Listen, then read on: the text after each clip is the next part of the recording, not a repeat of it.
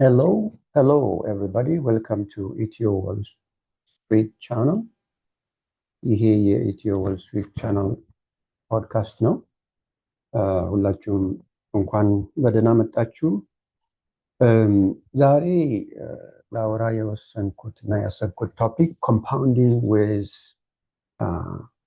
ስቶክ ማርኬት ኢንቨስቲንግ ኤንድ ትሬዲንግ ነው። እንግዲህ የምናወራው ዛሬ እንዴት ኮምፓውንዲንግ ሀብት ለማሳደግ ለማከማቸት እንደሚጠቅም አንዳንድ አይዲያዎችን ሼር ለማድረግ ነው። እንግዲህ ኮምፓውንዲንግ ሲታሰብ ምንድነው የሚባለው? እንደ ስኖቦል ኢፌክት ነው ያለው ነው የሚባለው። ስኖቦል ማለት እንግዲህ በረዶ ትንሽ መጀመሪያ ሲጀምር ትንሽ ጠብታ ነው። ተራራ ላይ ወር ዳገት ላይ ይጀምራል። ከዛ በኋላ እየተንከባለለ ተጨማሪ በረዶዎችን በማከማቸት መጨረሻ ወደ ታች ሌቭል ሲደርስ ትልቅ በረዶ ይሆናል የሚል አይዲያ ነው። ኮምፓውንዲንግም ያንን አይዲያ ይከተላል ማለት ነው። በትንሽ ይጀምራል። ኦቨር ታይም፣ ኦቨር ሎንግ ታይም፣ ኦቨር ይርስ፣ ዴኬድስ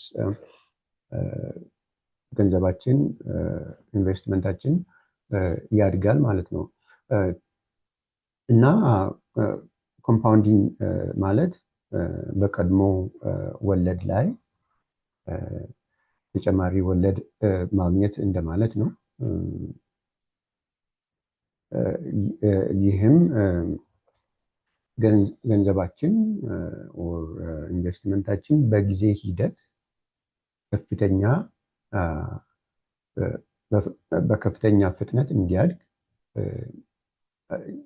ያደርጋል ማለት ነው፣ ያገለግላል። እና ኮምፓውንዲንግ ኢዝ አ ዌልዝ መልቲፕላየር ሀብታችንን ለማብዛት ይጠቅማል። ይህም የሚሆነው በየጊዜው የምናገኘውን ትርፍ ኦር ዲቪደንድ መልሰን በአክሲዮኖችን በመግዛት ሪኢንቨስት በማድረግ ነው የሚሆነው። የምናገኘውን ትርፍ በየጊዜው እያወጣን ለሌሎች ነገሮች የምንጠቅም ከሆነ ኮምፓውንድ አያደርግም ማለት ነው። ሲምፕሊ የሚሆነው ሲምፕል ግሮዝ ነው የሚሆነው። ኮምፓውንዲንግ ግሮዝ አይኖረውም። እና ዌልዝ መልቲፕላየር ነው ሲባል ትርፉን ከገበያ ሳናወጣ መልሰን አክሲዮን በትርፉ ከገዛንበት ኢንቨስትመንቱ ያድጋል፣ የሀብት መጠናችንም ያድጋል። ለዛ ነው ዌልዝ መልቲፕላየር የሀብት ማባዣ ነው የሚባለው። ሌላው የኮምፓውንዲንግ ፎርሙላ አለው። ይህንን እዚህ ጋር የምትመለከቱትን ሳጥን A equals P times 1 plus R to the power of T ነው የሚሆነው። A ፋይናል ዌልዝ የመጨረሻ ሀብታችን ቢሆን T ደግሞ ፕሪንሲፕል መጀመሪያ ኢንቨስት ያደረግንበት ገንዘብ ቢሆን and R ደግሞ አኑዋል ግሮዝ ሬት የምናገኘው ኢንትረስት ኦር ሪተርን ኦር ዲቪደንድ እነዛኞቹ አመታዊ የእድገት መጠን ሲሆን አር ቲ ደግሞ ታይም ኢን ይርስ ነው። ወሳኙ እንግዲህ አኑዋል ግሮዝ ሬት ቱ ዘ ፓወር ኦፍ ቲ ነው። እዚህ ጋር ሞር ትኩረት ማድረግ ያለብኝ ታይም ላይ ነው። ታይም ነው ሁሉን ነገር የሚቀይረው። እዚህ ላይ ታይም ኢዝ ዘ ማስተር ሌቨለር፣ ጊዜ ዋናው ማንቀሳቀሻ ቁልፍ ነው ማለት ነው። እንግዲህ በዚህ ቅመር ውስጥ ጊዜ ኦር ታይም እንደ ተደራራቢ ገላጭ ኦር ኤክስፖነንት ሆኖ ያገለግላል ማለት ነው። ይህም ማለት ገንዘቦ ረዘም ላለ ጊዜ በኢንቨስትመንት ውስጥ ከቆየ ኦር ቢቆይ የሀብት እድገት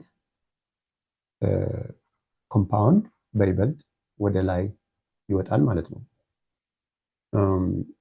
እዚህ ላይ እንደምንመለከተው እዚህ ስላይድ ላይ እንደምንመለከተው ኢንቨስትመንት መጀመር as early as possible ነው የሚያስፈልገው። ኢንቨስት ለማድረግ ቀድሞ መጀመር ብዙ ጥቅም አለው። ለምሳሌ እዚህ ቻርት ላይ ብንመለከት አንድ ሰው በ65 ዓመቱ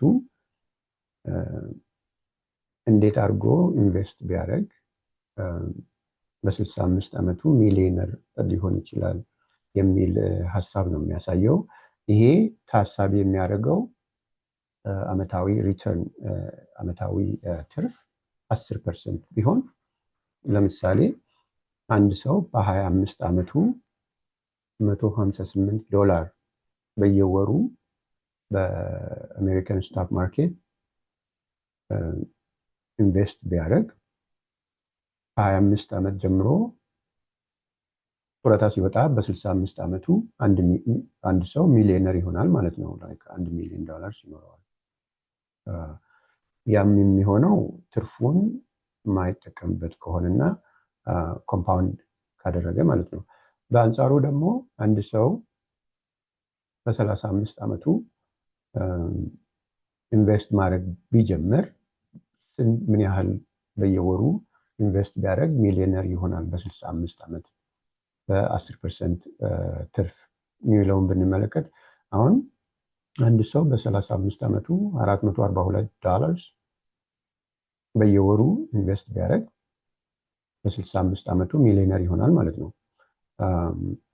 በሌላ አንጻር አንድ ሰው በ45 ዓመቱ ኢንቨስትመንት ቢጀምርና በ65 ዓመቱ ሚሊዮነር ይሆናል ቢባል በየወሩ ምን ያህል ገንዘብ ኢንቨስት ማድረግ ያስፈልገዋል የሚለው $1317 በየወሩ ኢንቨስት ቢያደርግ አንድ ሰው ከ45 ዓመት ጀምሮ ጡረታ ወጥቶ 65 ዓመት አካባቢ ሚሊዮነር የመሆን እድሉ ከፍተኛ ነው ማለት ነው። እና ታይም ቱ ሪች ሚሊዮነር $1 ሚሊዮን ለመድረስ የሚፈጅበት ጊዜ እዚህ ጠረጴዛ ላይ ብንመለከት let's say ኢንቨስትመንታችን በአመት 8% ትርፋማ ቢሆን ኦር በአመት 10% ትርፋማ ቢሆን ኦር 12% ትርፋማ ቢሆን ብለን ከፋፍለን ስናይ 8% ትርፋማ ቢሆን እና በአመት $100 ሴቭ ብናደርግ በ45 ዓመት ውስጥ አንድ ሰው ሚሊዮነር መሆን ይችላል። በሌላ መልኩ $300 በየወሩ ኢንቨስት ብናደርግ በ35 ዓመታችን በ35 ዓመት መሃል ሚሊዮነር መሆን ይቻላል። በሌላ መልኩ $500 በየወሩ ኢንቨስት ብናደርግ ከ30 ዓመት በኋላ ሚሊዮነር መሆን ይቻላል። ሌላው ደግሞ በየወሩ $1000 ብናስቀምጥ ኢንቨስት ብናደርግ ከ25 ዓመት በኋላ ሚሊዮነር መሆን ይቻላል ማለት ነው። ይሄ በ8% አኑዋል ሪተርን ነው። ወደ 10% አኑዋል ሪተርን ስንመጣ the same amount of monthly contribution ሚሊዮነር የመሆን አመቱ ይቀንሳል ማለት ነው። $100 በየወሩ በ10% በ39 ዓመት ውስጥ ሚሊዮነር መሆን ይቻላል። በአንጻሩ ደግሞ በየወሩ $1000 ኢንቨስት ብናደርግ በ10% ሪተርን በ20 ዓመት ውስጥ አንድ ሰው ሚሊዮነር መሆን ይችላል ማለት ነው። በሌላ አንጻር ደግሞ ሪተርናችን 12% አካባቢ ቢሆን አንድ ሰው $100 ብቻ በየወሩ ኢንቨስት ቢያደርግ ከ34 ዓመት በኋላ ሚሊዮነር መሆን ቻንሱ ሃይ ነው ማለት ነው። በሌላ መልኩ ሞር ተጨማሪ ገንዘቦችን ላትሰይ $1,000 በየወሩ ኢንቨስት ቢያደርግ አንድ ሰው በ12% አኑዋል ሪተርን በ17 ዓመት ውስጥ ሚሊዮነር መሆን ይችላል ማለት ነው። ኢቲኤፍ ኢንዴክስ ፈንድስ ቨርሰስ ኢንዲቪጁዋል ስቶክስ። ኢቲኤፍ ኢንዴክስ ፈንድ የሚባሉት ለምሳሌ እንደ ቪኦኦ፣ ኤስፒዋይ፣ ኪው የመሳሰሉ ኢንዴክስ ፈንዶች አሉ። እነዚህ ኢንዴክስ ፈንዶች የተለያዩ ካምፓኒዎችን ነው ሆልድ የሚያደርጉት በውስጣቸው ቴክኖሎጂ ካምፓኒዎችን፣ የሄልዝ ካምፓኒዎችን፣ የስቴፕልስ ካምፓኒዎችን፣ ፋይናንሻል ካምፓኒዎችን ውስጣቸው ሆልድ ያደርጋሉ። ሂስቶሪካሊ ኦቨር ከተመሰረቱበት ጊዜ ጀምሮ ቢያንስ ሚኒመም 10% ዓመታዊ ሪተርን አላቸው እና እነዚህ ኢቲኤፎች ላይ ኢንቨስት ማድረግ በተለይ በየወሩ በየሳምንቱ እንደቻልነው መጠን ኢንቨስት ብናደርግ ሪስክ ሉዝ የማድረግ ገንዘባችንን ሉዝ የማድረግ ሪስኩ በጣም ሎው ነው። ኦልሞስት ሃይ ሴፍቲ ነው ያለው ኤንድ ስቴዲ ሎንግ ተርም ግሮዝ ነው ያለው።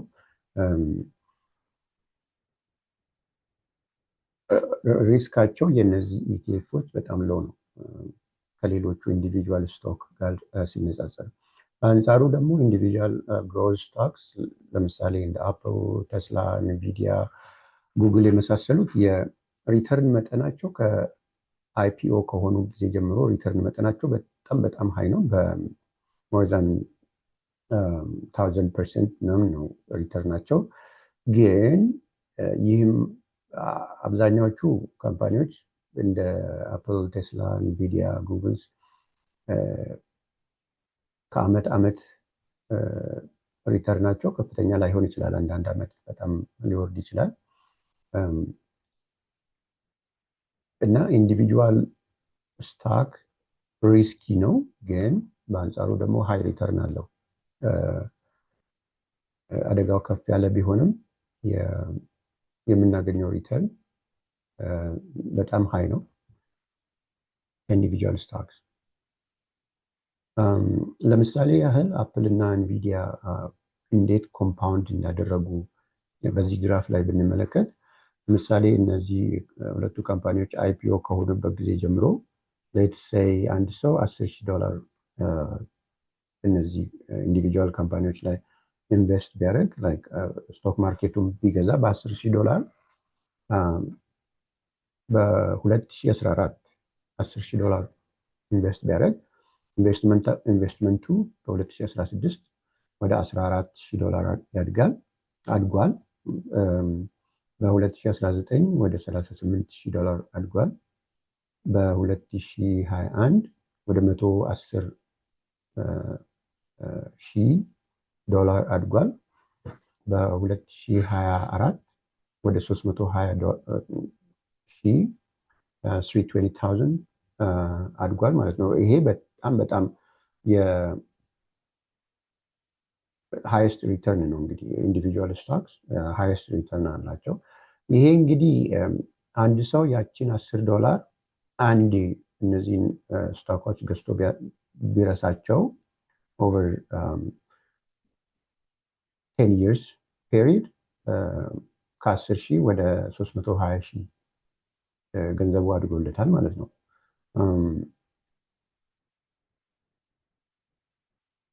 እነዚህ እንግዲህ በጣም ሪተርናቸው ሃይ ነው ከኢቲኤፍ ጋር ሲነጻጸር እና ኤስፒዋይ፣ ኪው፣ ቪኦኦ እነዚህ ሞር የተረጋጋ ነው፣ ብዙም ሪስክ የላቸውም። ለዛም ነው ኢንዴክስ ፈንድስ አር ኪንግስ የሚባሉት።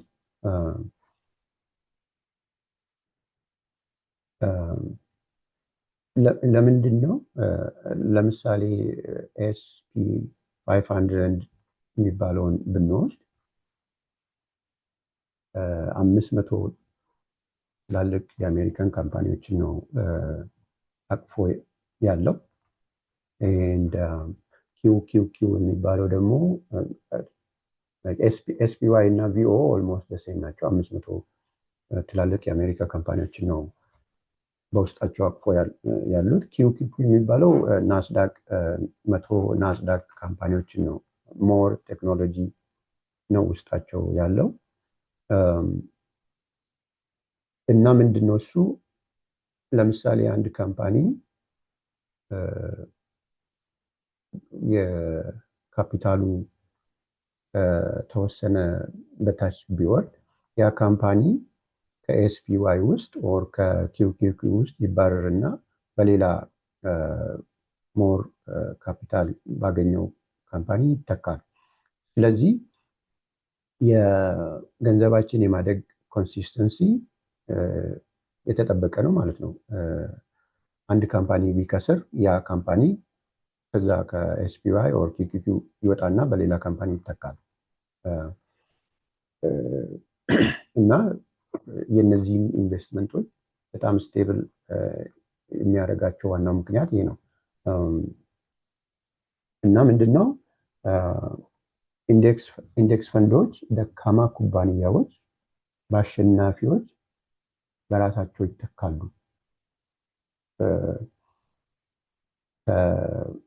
አሁን በቅርብ ጊዜ ብንወስድ ኮይን አሁን ሌሎችን ካምፓኒዎችን ተክቶ ኤስፒዋይ ውስጥ ገብቷል።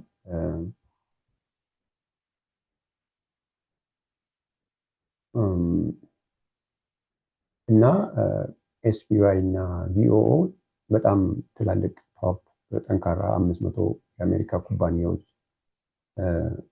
አቅፎ የያዘ ሲሆን ከተመሰረተበት ጊዜ ጀምሮ እስካሁን አትሊስት 10% ዓመታዊ ሪተርን በታች ወርዶ አያውቅም። ለምሳሌ ብንመለከት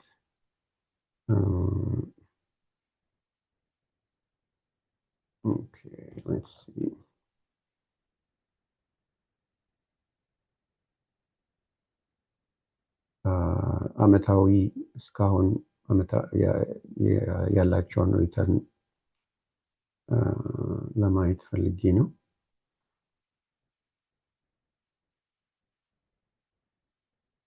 ኦኬ ለምሳሌ ቪኦኦ የተመሰረተው በሴፕቴምበር 7 2010 ነው። በአንድ ዓመት ውስጥ ያለው ሪተርን 31.15% ሪተርን ነው። በሶስት ዓመት ውስጥ አቨሬጅ 21.65% ሪተርን ነው። በአምስት ዓመት ውስጥ 13.08% ሪተርን ነው። over the last 10 years 15.22% ሪተርን አለው። ከተመሰረተበት ጀምሮ አቨሬጅ 14.81% ሪተርን አለው ቪኦኦ። በአንጻሩ ኪውኪው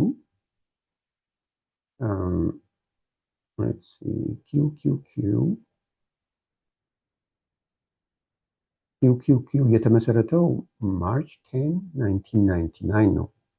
ከተመሰረተበት ጊዜ ጀምሮ እስካሁን የኪውኪው ሪተርን በየዓመቱ 10.62% ነው። over the last 10 years 21.11% ነው። over the last 5 years 15.28% ነው ሪተርኑ። over the last 3 years 28.19% ነው። over the last 1 year 41.11% ነው። that's very big. ይሄ የትም በምንም አይነት የሚገመት አይደለም። 41.11% it's very high. በሌላ መልኩ ኤስፒ 500 የተመሰረተው ጃንዋሪ 22 1993 ነው። ከተመሰረተበት ጊዜ ጀምሮ እስካሁን ያለው ሪተርን በየአመቱ 10.74 ነው። 10 years ሪተርን ደግሞ 15.16% ነው። 5 years ሪተርን 13.02% ነው። Over the last 3 years 21.25% ነው። Over the last 1 year 31.08% ነው ሪተርኑ የነበረው እና ይህንን ይመስላል። እና ምንድነው እሱ ኮምፓውንዲንግ ህጎች ዋናውና አስፈላጊው ኦቨር ታይም ነው። በአጭር ጊዜ ኮምፓውንድ ማድረግ ብዙም ኤክስፖኔንሻሉ ትንሽ ነው። ታይም ባደገ ቁጥር ኮምፓውንዲንጉ እያደገ ይመጣል ማለት ነው። ኮንሲስተንሲ ኦቨር ታይሚንግ የገበያ ሁኔታ ምንም ይሁን ምን በየወሩ የተወሰነ ቋሚ የገንዘብ መጠን ኢንቨስት ማድረግ ያስፈልጋል። ዶላር ኮስት አቨሬጂንግ ማለት በየጊዜው ኮንቲኒየስሊ መግዛት ነው። አንዳንዴ ባይንግ ዲፕ የሚባል ነገር አለ። ልክ ማርኬት ዋጋ ሲወጣና ሲወርድ ልክ ጠብቆ ማርኬቱ በጣም ሲወርድ በተለያዩ ጂኦፖለቲካል ምክንያቶች የኤስፒዋይ ቪኦኦ ዋጋዎች ይወርዳሉ። ለምሳሌ ላስት ይር ፕሬዚደንት ትራምፕ የታክስ ሌሎች ሀገሮች ላይ ሲጥል የስቶክ ማርኬት በጣም ወርዶ ነበር። በዛ ሰዓት ላይ አሁን አንድ ሰው የወረዱትን ስቶኮች ቢገዛ ዊዝን ምንድነው 6 months ባልሆነ ጊዜ ውስጥ እጥፍ ድርብ አድርጎ ማትረፍ የተቻለበት ጊዜ ነበረ። እንዲሁም በአሁኑ ጊዜ በኢራን ጦርነት ምክንያት አብዛኛዎቹ ስቶኮች እንደተጠበቀው ባይወርዱም የጋዝ መጠን የጋዝ ስቶኮች በጣም ጨምረዋል እና ጂኦፖለቲካል እንትኖች በተፈጠሩ ጊዜ ስቶክ ማርኬት ሲወርድ እና ሲወጣ ባይንግ ዲፕ የስቶክ ፕራይሱ ሲወርድ መግዛትም ይቻላል። ግን የሚመከረው በየወሩ ወር በቻልነው መጠን በየሳምንቱ ሊሆን ይችላል በየወሩ ዋጋም ወረደም ጨመረም መግዛቱ ነው የሚመረጠው። ሌላው በኮምፓውንዲንግ ገንዘባችንን ለማሳደግ ከፈለግን we have to reinvest our dividends የምናገኘውን ትርፍ መልሰን ሪኢንቨስት ማድረግ አለብን ኮምፓውንድ እንዲያደርግ ከፈለግን። አለበለዚያ ኮምፓውንዲንግ አይሰራም ማለት ነው። እና ምን ማለት ነው? የምናገኘው ትርፍ አንዳንድ ካምፓኒዎች እና አንዳንድ ኢቲኤፎች ዲቪደንድ በየ3 ወሩ ይከፍላሉ። ያንን ዲቪደንድ ትርፍ መልሰን ተጨማሪ አክሲዮኖችን በመግዛት ዲቪደንዱ ራሱ መልሶ ኢንቨስትመንት ውስጥ ለኮምፓውንዲንግ እንዲጫወትልን ማድረግ ማለት ነው። በአንጻሩ ደግሞ እንግዲህ ያው ትዕግስተኛ መሆን ያስፈልጋል። ረዥም ጊዜ መጠበቅ ያስፈልጋል። እንደ ቁማር አሁኑኑ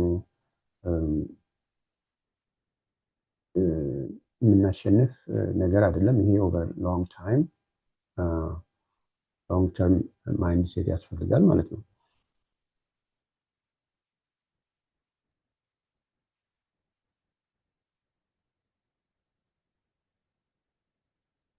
እና ለማጠቃለል ያህል ምንድን ነው የሚባለው? the best time to plant a tree was 20 years ago. the second best time is today ነው የሚባለው። በተቻለን መጠን ኢንቨስት ለማድረግ አሁኑኑ ብንጀምር ኮምፓውንዲንግ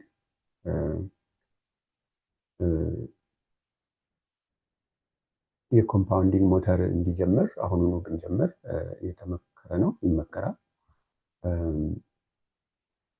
እና ስላዳመጣችሁን በጣም አመሰግናለሁ። በሌላ ዩቲዩብ ፖስት እስከምንገናኝ ሁላችሁም ሰላም ሁኑ። እንግዲህ ላይክ ኤንድ ሰብስክራይብ አድርጉ። የዚህ ዩቲዩብ ቻናል ለማሳደግ እንሞክራለን፣ ብዙ ሰዎች ጋር እንዲደርስ አይዲያችን። ቴንክ ዩ ኤንድ ባይ